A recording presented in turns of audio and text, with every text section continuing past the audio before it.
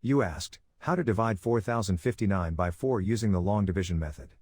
4 divided by 4 equals 1. 1 times 4 equals 4. 4 minus 4 equals 0. Bring down 0, making 0. 0 divided by 4 equals 0. 0 times 4 equals 0. 0 minus 0 equals 0.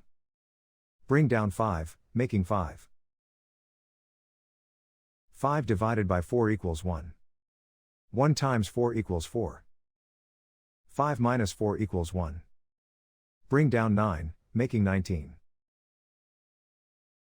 19 divided by 4 equals 4. 4 times 4 equals 16. 19 minus 16 equals 3. The remainder is 3. The final result is 1014 remainder 3.